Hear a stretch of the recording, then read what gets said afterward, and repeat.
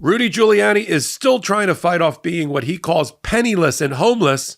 He's hired last-minute lawyers to represent him, and they have filed a new letter with a federal judge in New York to try to not have to turn over all of Rudy Giuliani's property in order to pay off a $150 million judgment held by Ruby Freeman and Shay, those horribly defamed and doxed election workers from Georgia from 2020. You're on Legal AF. Hit the subscribe button. I'm Michael Popok at The Intersection. Justice, Rudy Giuliani, new lawyers. Let's cover it all right here.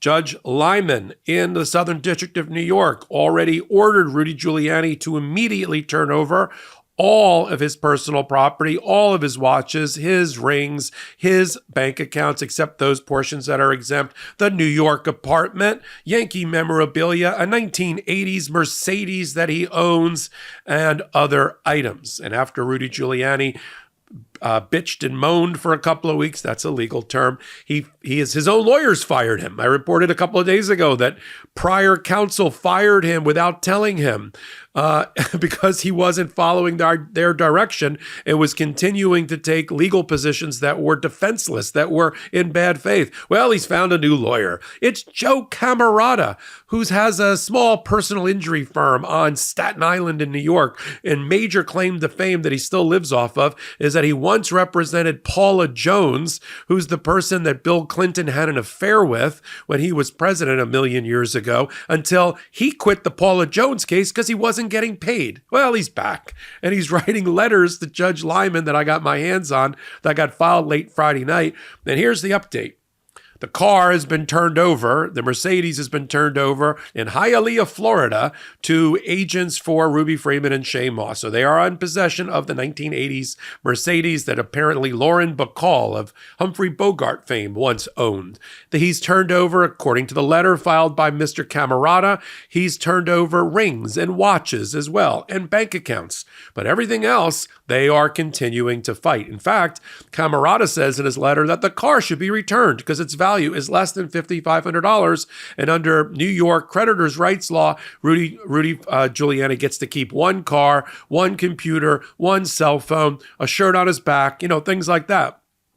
The judge also decided to enter an order this week, stopping Rudy Giuliani from selling the Florida condo near Mar-a-Lago until he gets his arms around and his mind around whether Rudy Giuliani is a Florida resident or not, to protect the home from sale or turn over to his creditors, or whether it needs to be turned over. And there's a legal issue on that. Now, interestingly enough, the judge set the date for the hearing about the Florida condo. It looks like on or around the day of the inauguration. And of course, Camarata for Giuliani had to put in his letter that, I don't know if you know this, Judge, but Donald Trump won election.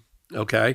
And he's being inaugurated on the 20th. And Rudy Giuliani wants to go to Washington in order to attend the inauguration. And therefore, please postpone the hearing on the Florida condo matter until a couple of days later. We'll see what Judge Liman does. Will he do that, or will he postpone it? I'm not sure. But Joe Camarata spent a lot of time in his letter, besides the typos that I found, like instead of the word seize, like seizing property, he said cease. But let's put that aside for a minute. The rest is arguments that have already been raised by prior counsel to try to avoid all these turnover orders by Judge Liman. It's already been litigated. He's asking the judge now effectively for a motion for reconsideration, which I don't think the judge is going to grant. And Rudy Giuliani is on his way quickly to being, in his words, penniless and homeless, and he deserves to be. This is what happens when you take a fake video that you slice and dice to make it look like people are committing voter fraud, put it into the public domain, talk about it over and over again on your podcast and other appearances, and these people get horribly attacked and almost killed because of it.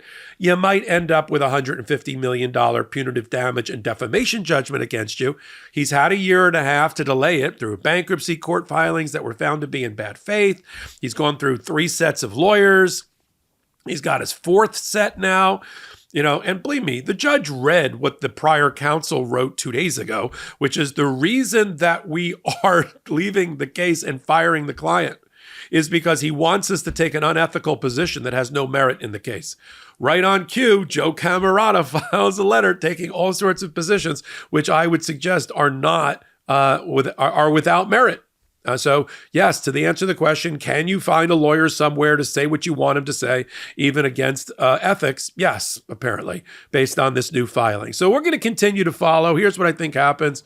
The judge may or may not push the hearing off 2 days to let Rudy Giuliani go to the inauguration. I don't think he should, but we'll see what the judge does on that. And then the judge is going to have to figure out under Florida law and Florida constitutional law whether Rudy Giuliani gets to keep any of the remaining items, or they all go over to Ruby Freeman and Shay Moss. Look, the bulk of the money to pay off the judgment is coming from two pieces of real property. It's not the 1980s Mercedes.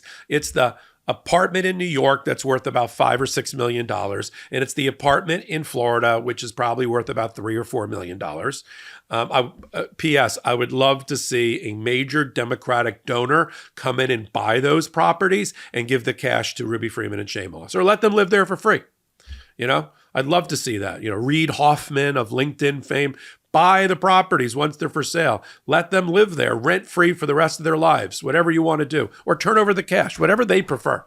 I'd love to see that. But those are the two. That's the bulk. That's the $8 or $9 million that they're going to get. This other stuff, you know, the Yankee memorabilia, the World Series things, the watches.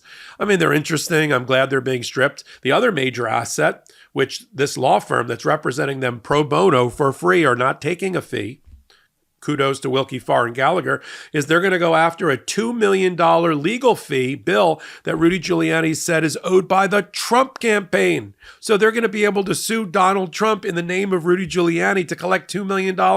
Oh, it's poetic and cosmic justice coming to fruition right here on Legal AF. Whether they collect it or get it, we'll see. I mean, what's the Trump campaign going to say? That Rudy Giuliani didn't earn the money and therefore it was fake and false billing? Lord knows he lost both of his bar licenses for representing Donald Trump. The least he can do is flip him $2 million to go to Ruby Freeman and Shay Moss to pay off their judgment. We'll continue to follow it. You've come to the right place.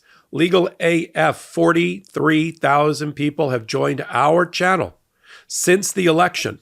And I think that says a lot about the community that we're building and what we're doing here to advise people at the intersection of law and politics. I'm Michael Popok. I'm the chief curator, the executive producer, if you will, of this channel, and also on the Midas Touch Network on our Legal AF podcast and the contributions I make over there. So until we get the next hot take up here on the channel, I'm Michael Popok for all things Legal AF. In collaboration with the Midas Touch Network, we just launched the Legal AF YouTube channel. Help us build this pro-democracy channel where I'll be curating the top stories at the intersection of law and politics. Go to YouTube now and free subscribe at Legal AF MTN. That's at Legal AF MTN.